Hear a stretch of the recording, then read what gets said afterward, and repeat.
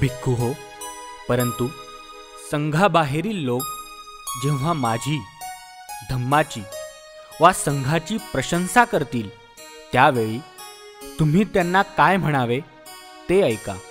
प्रशंसा करणारा म्हणेल, हिंसेचा त्याग केल्याने श्रमण गौतम हा जीवहत्येपासून दूर राहतो.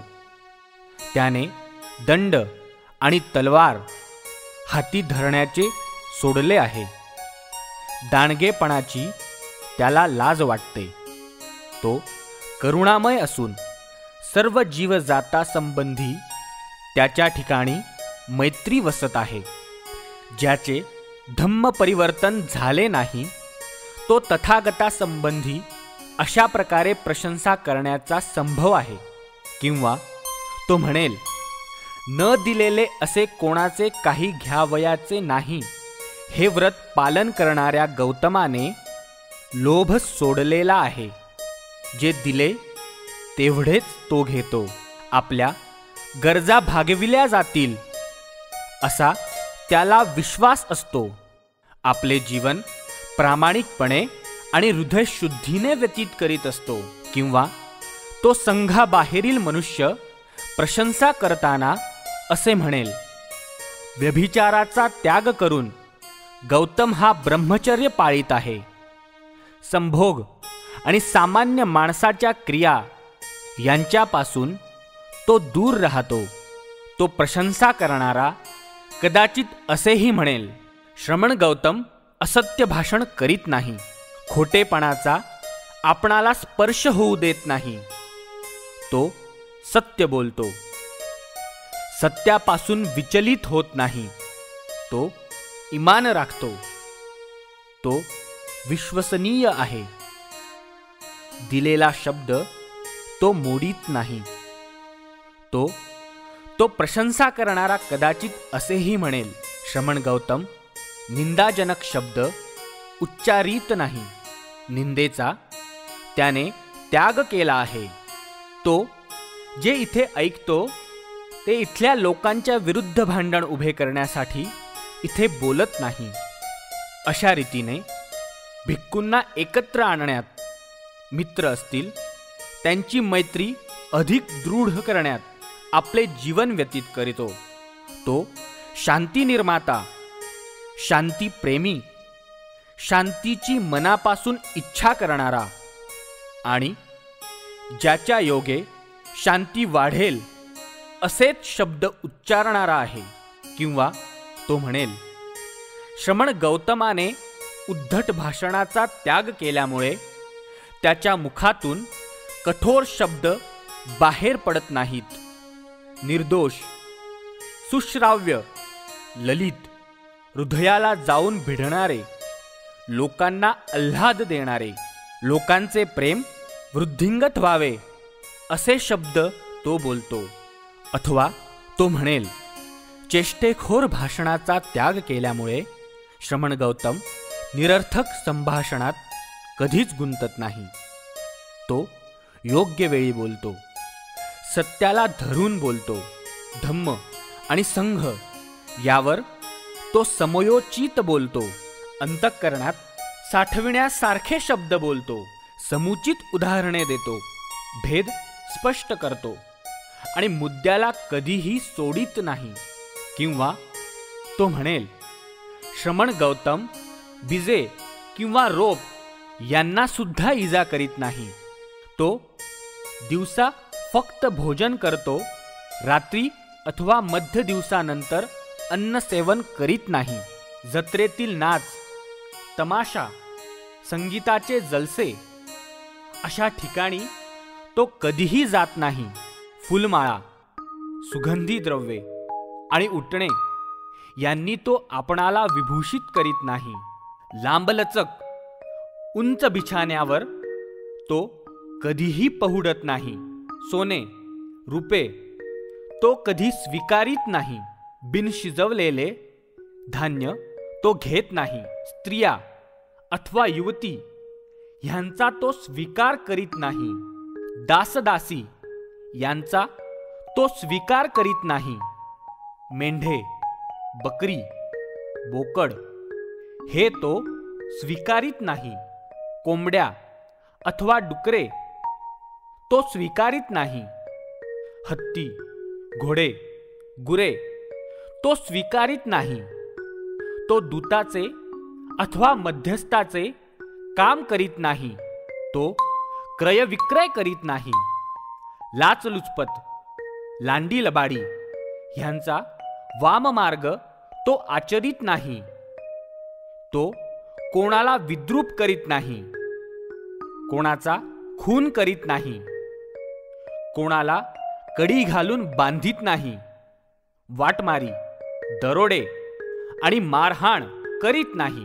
भिक्खू हो, तथागतांची प्रशंसा करताना धर्मपरिवर्तन न झालेला मनुष्य अशा प्रकारच्या गोष्टी बोलेल, परंतु त्यामुळे सुद्धा आनंदित होता कामा नये किंवा तुमचे हृदय उचंबळूनही जाता कामा नये, कारण असे घडणे सुद्धा तुमच्या साधनेच्या आड येईल. संघाबाहेरील लोक जेव्हा अशा रीतीने माझी, धम्माची अथवा संघाची प्रशंसा करतील, तेव्हा तुम्ही जे सत्य असेल ते सत्य म्हणून मान्य केले पाहिजे आणि म्हटले पाहिजे, त्या किंवा त्या कारणास्तव ही गोष्ट खरी आहे. अशी गोष्ट आमच्यामध्ये आढळते, हे अगदी बरोबर आहे. भिक्खूने धम्मप्रचारासाठी झटले पाहिजे. भिक्खूंना उद्देशून भगवंत एकदा म्हणाले, भिक्खू हो, मी जगाशी भांडत नाही, परंतु जग माझ्याशी भांडते. सत्याचा शिक्षक जगातील कोणाही माणसाशी भांडत नसतो. भगवंत, आम्ही स्वतःला वीर असे संबोधितो. आम्ही कोणत्या प्रकारचे वीर आहोत? भिक्खू हो, आम्ही संग्राम करतो म्हणून आम्हाला वीर म्हणतात. भगवान, आम्ही कशासाठी संग्राम करतो? श्रेष्ठशील, श्रेष्ठ ध्येय आणि श्रेष्ठ प्रज्ञा यांसाठी आम्ही युद्ध करतो, म्हणूनच आम्हाला वीर म्हणतात. ज्या ठिकाणी शील संकटात असते त्यावेळी संघर्ष करण्याला घाबरू नका, दुबळेपणाने वागू नका. भिक्खू आणि उपासक. भिक्षापाश. संघ ही सुसंघटित संस्था असून त्याचे सभासदत्व सर्वांनाच मोकळे नव्हते. केवळ परिव्राज्य स्वीकारल्याने परिव्राजकाला संघाचे सभासदत्व लाभत नसे. उपसंपदा स्वीकारल्यानंतर परिव्राजक संघ सभासद बने. संघ ही एक स्वतंत्र संस्था होती. संस्थापकावर ती अवलंबून नव्हती. ती स्वायत्त संस्था असून आपल्याला आवडेल त्याला सभासदत्व देऊ शके. विनय नियमाला अनुसरून ती कोणाचेही सभासदत्व हिरावून घेऊ शके. भिक्खूला उपासकाशी जोडणारे एकच बंधन म्हणजे भिक्षा. भिक्खू हा भिक्षेवर अवलंबून असे. भिक्षा घालणारा म्हणजे उपासक. उपासकांची सुसंघटित अशी व्यवस्था नव्हती. संघात कोणालाही प्रवेश देताना संघदीक्षा हा समारंभ करावा लागे. संघदीक्षेमध्ये संघप्रवेश त्याप्रमाणेच धम्मप्रवेश या दोहोंचा अंतर्भाव होई. परंतु ज्यांना धम्मप्रवेश हवा असेल परंतु संघप्रवेश करावयाचा नसेल त्यांच्याविषयी वेगळी धम्मदीक्षा नसेल. संघप्रवेश म्हणजे घर सोडून अनिकेत बनणे. धम्मप्रवेशासाठी धम्मदीक्षा नसणे ही एक गंभीर उणीव होती. ज्या अनेक कारणांनी भारतात बौद्ध धर्माचा ऱ्हास झाला त्यांपैकी हे एक कारण आहे. या दीक्षाविधीच्या अभावी उपासक एका धर्मातून दुसऱ्या धर्मात भ्रमण करू शके. आणि अधिक वाईट गोष्ट म्हणजे दोन धर्म एकाच वेळेला आचरण्याची त्याला मुभा मिळत असे. तथापि धर्माचरणात चुकणाऱ्या उपासकाला मार्गावर आणण्याचे साधन भिक्षापाश हे एक होते. या संबंधीचे अंगुत्तर निकायातील नियम लक्षात घेण्याजोगे आहेत. या नियमांशिवाय भिक्खूने दुर्वर्तन अथवा दुराचरण केल्यास तत्संबंधी दुसऱ्या भिक्खूंकडे तक्रार करण्याचा उपासकाला सर्वसामान्य अधिकार होता. अशी तक्रार बुद्धाकडे आल्यावर आणि त्याने ती पडताळून पाहिल्यावर विनयपिटकांतील तत्संबंधीच्या नियमाला पुष्टी जोडून अशा प्रकारचे आचरण संघाविरुद्ध केलेला अपराध या सदरात सामील केले. विनयपिटक हे दुसरे तिसरे काही नसून उपासकांनी केलेल्या तक्रारींचा योग्य न्याय देण्याचे साधन आहे. भिक्खू आणि उपासक यांच्यामधील संबंध अशा प्रकारचा होता. भिक्खूचा धम्म आणि उपासकाचा धम्म. बौद्ध धर्माचे काही टीकाकार बौद्ध धर्म हा धर्मच नव्हे असे म्हणतात. अशा टीकेकडे लक्ष देण्याचे कारण नाही, परंतु त्यांना जर उत्तर द्यावयाचे तर ते असे: बौद्ध धम्म हा खराखुरा धम्म आहे आणि ज्यांना हे मान्य नसेल त्याने आपली धम्माची व्याख्या सुधारली पाहिजे. दुसरे काही टीकाकार या थरापर्यंत जात नाहीत. ते असे म्हणतात, बौद्ध धर्म हा केवळ भिक्खूंनी पाळावयाचा धर्म आहे, सामान्य माणसाशी त्याचा संबंध नाही. बौद्ध धम्माने सामान्य माणसाला आपल्या परिसराच्या बाहेर ठेवले आहे. भगवान बुद्धाच्या संवादात भिक्खूचा उल्लेख इतका वारंवार आढळतो की बौद्ध धम्म हा केवळ भिक्खूचाच धम्म होय या टीकेला बळकटी येते. म्हणून हा विषय अधिक स्पष्ट करणे जरुरी आहे. भिक्खूचा आणि उपासकाचा धम्म समान होता काय? किंवा भिक्खूला बंधनकारक असा धम्माचा एक भाग असून तो उपासकाला बंधनकारक नाही अशी वस्तुस्थिती आहे काय? भगवान बुद्धाने आपली प्रवचने केवळ भिक्खू संघाला उद्देशून केली आहेत, म्हणून ती केवळ त्यांच्यासाठीच आहेत, उपासकांसाठी नाहीत, परंतु असे समजण्याचे कारण नाही. भगवान बुद्धाने जे शिकवले ते दोघांनाही लागू पडणारे आहे. पंचशील अष्टांग मार्ग आणि दशपारमिता यांचा उपदेश करताना बुद्धाच्या मनात उपासक होते हे त्या त्रयींच्या स्वरूपावरूनच लक्षात येण्याजोगी गोष्ट आहे आणि ते सिद्ध करण्याला कुठल्याही विवेचनाची जरुरी नाही. ज्यांनी गृहत्याग केला नाही, जे क्रियाशील गृहस्थी जीवन जगत आहेत, त्यांना पंचशील अष्टांग मार्ग आणि पारमिता अत्यंत आवश्यक आहेत. गृहत्याग केलेल्या म्हणजे क्रियाशील गृहस्थी जीवनापासून दूर असलेल्या अशा भिक्खूच्या हातून या त्रयींचे उल्लंघन होणे संभवनीय आहे. ज्यांनी गृहत्याग केला नाही, जे क्रियाशील गृहस्थी जीवन जगत आहेत, त्यांना पंचशील अष्टांग मार्ग आणि पारमिता अत्यंत आवश्यक आहे. गृहत्याग केलेल्या म्हणजे क्रियाशील गृहस्थी जीवनापासून दूर असलेल्या अशा भिक्खूच्या हातून या त्रयींचे उल्लंघन होणे संभवनीय नाही. ते संभवनीय आहे गृहस्थाच्या बाबतीत. भगवान बुद्धाने आपल्या धर्मोपदेशाला प्रारंभ केला तेव्हा तो प्राधान्याने उपासकांनाच उद्देशून असला पाहिजे. तथापि इथे तर्कावर विसंबून राहण्याची आवश्यकता नाही. बौद्ध धर्मावरील टीकेचे खंडन करावयाला प्रत्यक्ष पुरावाही आहे. त्या बाबतीत खालील प्रवचनाकडे लक्ष पुरवावे. एकदा भगवान श्रावस्ती येथील अनाथपिंडिकाच्या जेतवनारामात राहत असता धम्मिक आणि इतर 500 उपासक त्यांच्याकडे गेले. अभिवादन केल्यावर धम्मिक बाजूच्या आसनावर बसला आणि भगवंतांना उद्देशून म्हणाला, भगवान, गृहत्याग करणारे भिक्खू आणि गृहस्थ उपासक या दोघांचीही प्रगती करणारा आचार कोणता? इथे भिक्खूसह बसलेल्या उपासकांना ते मोक्षदायी सत्य ऐकू द्या. भगवंत म्हणाले, ऐका भिक्खू हो, कान देऊन ऐका आणि सांगितलेल्या नियमांचे पालन करा. दुपार झाल्यानंतर भिक्षेसाठी परिभ्रमण करू नका. त्यापूर्वीच योग्य वेळी आपली भिक्षा गोळा करा. अवेळी येणारा अतिथी पाशात गुरफटतो. अन्न भिक्षा मागण्यापूर्वी रूप, गंध, शब्द, रुची आणि स्पर्श यांसंबंधीच्या आसक्तीला आपल्या मनातून काढून टाका. भिक्षा मिळता क्षणीच एकटेच मागे फिरा आणि एकटेच बसून अविचलित म्हणजे बाह्य पदार्थामागे न धावणाऱ्या अशा स्थिर चित्ताने विचार करा. धर्मशील लोकांशी बोलताना हे भिक्खू हो, भाषणाचा विषय धम्म हाच असू द्या. भिक्षा, आपली राहती खोली, बिछाना, पाणी, स्नान ही केवळ साधने आहेत. ह्याहून त्यांना अधिक महत्त्व नाही असे माना.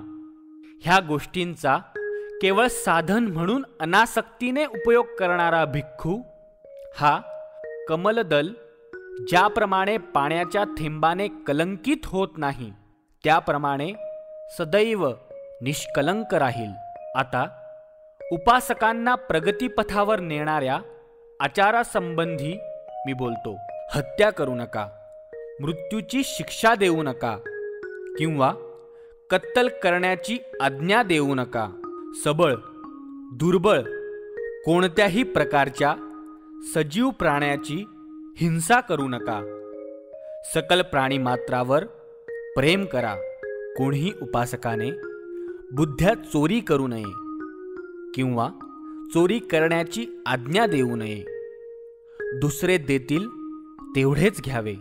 उपभोग ही अग्निगर्ता समजून त्यापासून दूर राहा. ब्रह्मचर्य शक्य झाले नाही तरी निदान कोणत्याही विवाहित परस्त्रीशी व्यभिचार करू नका. राजगृही अथवा चव्हाट्यावर थांबू नका किंवा तेथे खोटे भाषण करण्याला प्रोत्साहन देऊ नका किंवा तसे करण्याची अनुज्ञा देऊ नका. हा निर्बंध सदैव पाळा. मद्यपान करू नका. दुसऱ्याला मद्य पाजू नका. मद्यपानात रमण्याची अनुज्ञा देऊ नका. हा निर्बंध सदैव पाळा. मद्यपानाने मनुष्य कसा उन्मत्त होतो हे लक्षात ठेवा. मद्यपानाने मूर्ख मनुष्य पापाचरणास उद्युक्त होतो आणि आपल्या इतर स्वैराचारी बांधवांना पापास प्रवृत्त करतो. म्हणून त्या उन्मादकारक व्यसनापासून, त्या मूर्खाच्या स्वर्गापासून सदैव दूर राहा.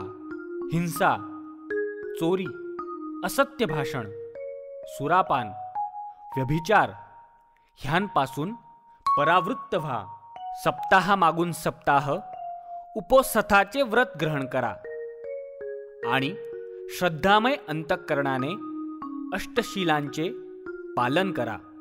प्रातःकाळी पवित्र श्रद्धामय चित्ताने वरील उपोत्सथ व्रत स्वीकारल्यानंतर यथाशक्ती भिक्खूंना अन्न आणि पेय द्या.